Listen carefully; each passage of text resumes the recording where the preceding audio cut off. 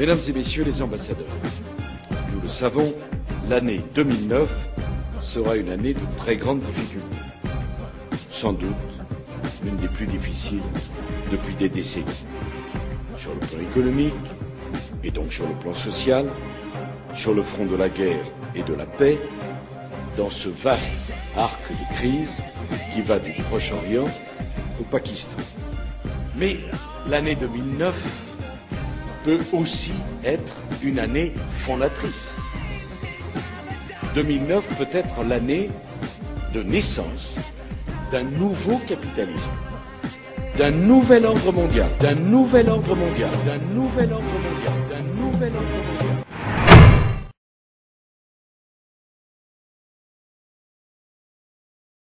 Toute perception de la réalité dépend des représentations mentales de l'individu, c'est-à-dire une série de croyances provenant de notre entourage informatif. Notre vision du monde est donc par définition imaginaire. Rien n'est fondamentalement vrai ou faux. Tout est subjectif.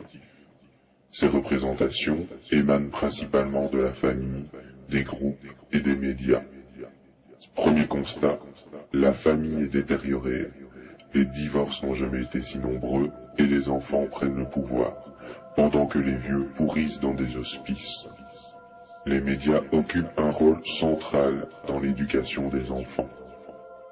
Donc, pour une forte majorité des êtres humains, leur vision de la réalité est le fruit des médias populaires.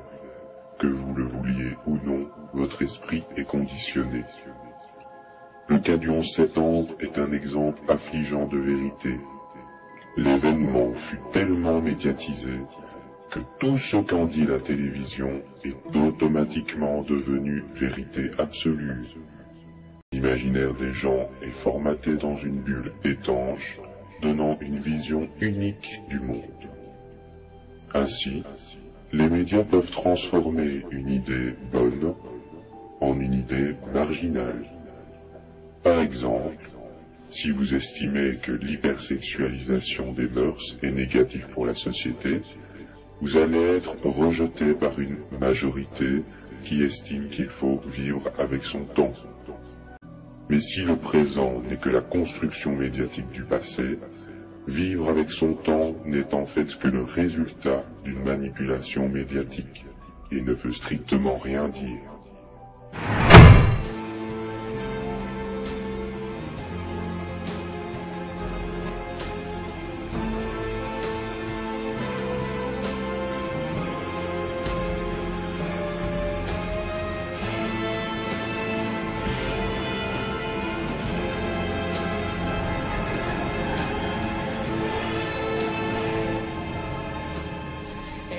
A move on toward a North American Union, just like early on there was a move on for a European Union, and it eventually ended up. So we had NAFTA and moving toward a NAFTA highway. These are real things. It's not somebody made these up. It's not a conspiracy. They don't talk about it, and they might not admit about it, but there's been money spent on it. President-elect Obama giving new life to the North American Union, a plan by business and political elites to tear down the trade barriers among the United States, Canada, and Mexico, and to create a NAFTA superhighway, all of which to be done without the approval of Congress or the American people.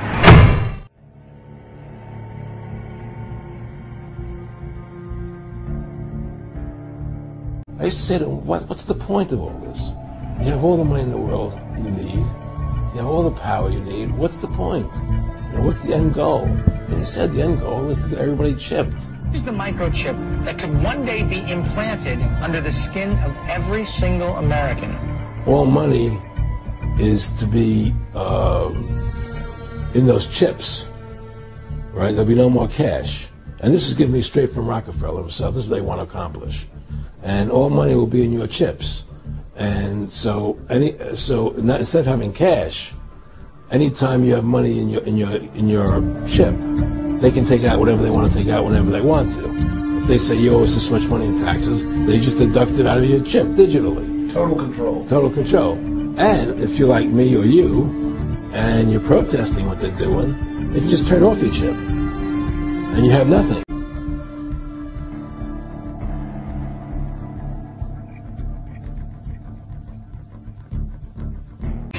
c'est techno et ça fait un peu froid dans le dos. Une société américaine commence à commercialiser une puce électronique qui s'implante sous la peau. En Espagne, pour fidéliser leurs clients, certains établissements leur proposent de se faire greffer une puce directement sous la peau.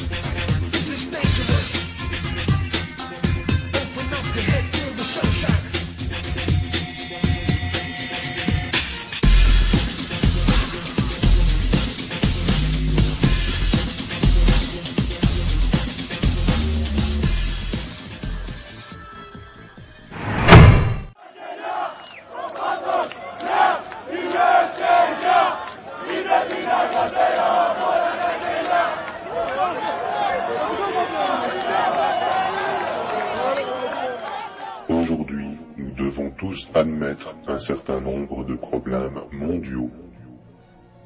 Une grave crise sociale dont le signe est une pauvreté en progression, alors que le commerce de luxe ne s'est jamais si bien porté. Une profonde crise alimentaire. La faim tue 25 000 personnes par jour.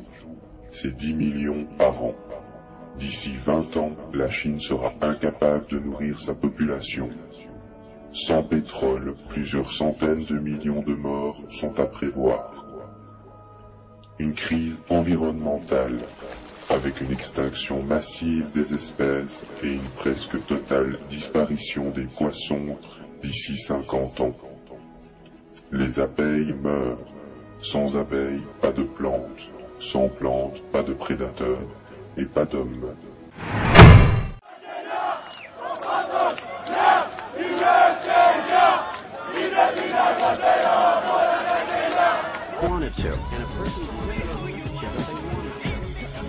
The United Nations can and should play an essential role in helping the world find a satisfactory way of stabilizing world population